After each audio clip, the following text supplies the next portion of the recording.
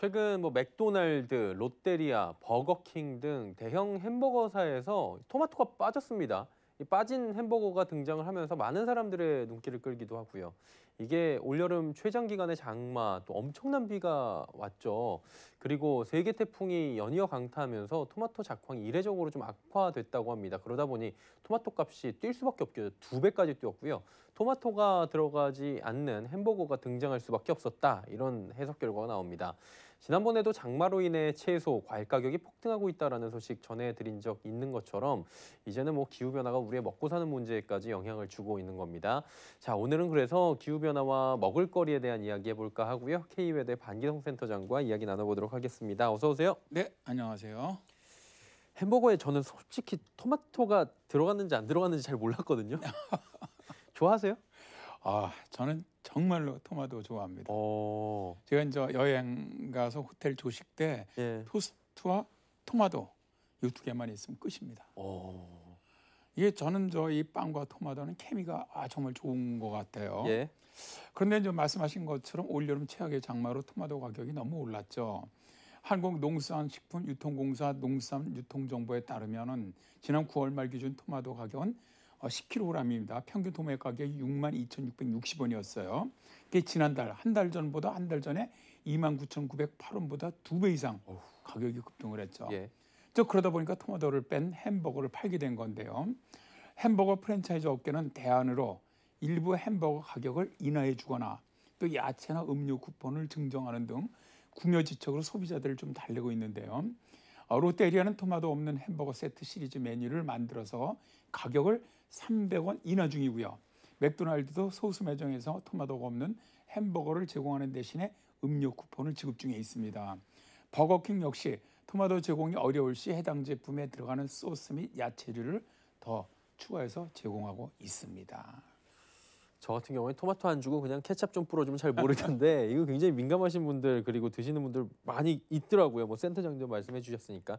근데 이게 저희는 웃으면서 얘기했지만 웃을 문제는 아닌 것 같아요. 기후변화로 인해서 우리나라에서도 뭐 더욱더 자세하게 자주 발생할 만한 거고 뭐 이상기상을 고려한다면 매일같이 이런 일이 발생할 수 있다 이런 얘기도 나와요.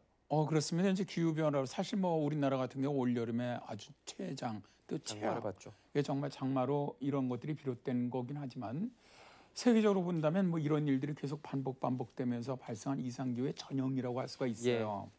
근데 더 심각한 것은 야채나 과일이 아닌 세계적인 주식인 밀가루 생산이 줄어들 경우 이건 엄청난 비극이 발생을 합니다. 2011년에 북아프리카 중동 국가 독재 정권을 무너뜨렸던 제스민 혁명 있지 않습니까? 이게 초기에는 민주화 혁명이라고 했어요. 근데 실제는 기후 변화가 주범이었다. 많은 데서 이렇게 이제 연구 결과가 나오고 있는데 2011년 이례적인 가뭄과 폭염으로 러시아와 우크라이나에서 식량 생산이 줄어들면서 이들 국가가 곡물 수출을 딱 중단해 버렸습니다. 예. 자, 그러자 세계적으로 식량 가격이 폭등을 했고요. 그러다 보니까 사회주의 국가들이었던 이들 나라들에서는 빵을 구하지 못하면서 식량난을 호소하던 민중들이 봉기를 한 것이죠. 이게 이제 바로 정권 퇴진 운동으로 번진 것인데요. 또 이것 말고도 시리아 난민 경우도 그렇습니다. 시리아 지역을 강타했던 이상기후로 인해서 식량 생산이 어려워지면서 농촌 인구들이 대거 탈출해서 유럽으로 건너갔거든요. 예. 그러면서 바로 시리아 난민 사태가 발생을 했고 이로 인해서 시리아 난민을 받지 않겠다.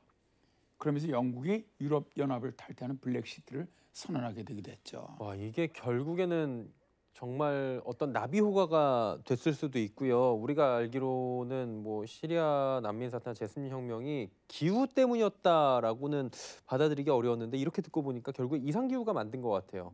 그러면 이제 기후 변화가 세계의 역사를 좀 바꾸고 있다. 이렇게 봐도 될 것 같아요. 네, 그렇습니다. 이런 이상 기후는 전 세계를 강타하면서 막 이제 각국 계속 돌아가는 거죠. 그렇죠. 강타하면서 아주 기습적인 곡물 파동을 일으키고 있는데요. 지금까지는 이제 국지적이거나 산발적인 현상으로 치부되었던 이상기후 문제가 이제는 국제사회에서 공식적으로 환경이 아닌 먹고 사는 경제 문제로 급부상하고 있다는 겁니다. 우리는 그저 이상기후가 북극곰을 죽인다거나 남태평양 국가들이 물에 잠긴다는 정도, 즉 내일이 아니다. 예. 이건 남의 일이다. 이런 생각들을 많이 합니다. 올해 초에 스위스 다보스 포럼에서 개최된 세계 경제 포럼 이야기를 올해 초에도 제가 말씀드렸었죠. 세계 경제 포럼은 향후 10년 세계를 위협할 수 있는 요인, 그러니까 리스크죠. 톱 5 모두를 기후변화에서 기인한 환경 문제로 꼽았었는데요. 이들의 분석에 의하면 전 세계적으로 약 5경 1,600조 원의 경제적 가치 창출 활동이 자연이 제공하는 서비스에 의존하고 있다고 합니다. 자, 이것은 전 세계 국내 총생산의 절반을 넘는 액수로 기후변화에 따른 자연 손실이 인류의 경제적 활동에 엄청난 영향을 준다는 것이죠. 예. 아무래도 이런 이상 기후 때 가장 타격을 받는 건 식량 부분이 아닐까 싶어요. 네, 그렇습니다. 아무래도 이상기후로 가장 크게 타격을 받는 게 식량 생산이죠. 예. 자, 이제 최근 사하라 사막 남부 지역의 대가뭄으로 인한 기아, 그러니까 굶는 사람들이죠. 인구의 급증이 아주 좋은 예인데요. 유엔 세계 식량 기획은 이미 저개발 국가를 중심으로 이상기후 현상이 심각한 식량 문제를 일으키고 있다라고 발표를 했습니다. 예.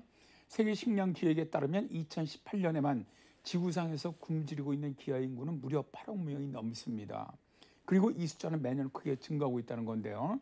선진국도 예외는 아닙니다. 2019년에 유엔 산하 기후변화 정부 간 협의체인 IPCC는 수십 년 내 전 인류가 식량 안보 문제에 직면하게 될 것이다라는 보고서를 내놓기도 했습니다. 그러니까 기후변화를 막기 위한 정말 모든 나라의 노력이 필요한 때라고 생각을 합니다. 예, 먹고 사는 부분이랑 정말 직결이 돼 있네요. 네. 자, 오늘은 기후 변화와 먹을거리 이야기해봤고요. K웨더 반기성 센터장과 함께했습니다. 고맙습니다. 네, 감사합니다.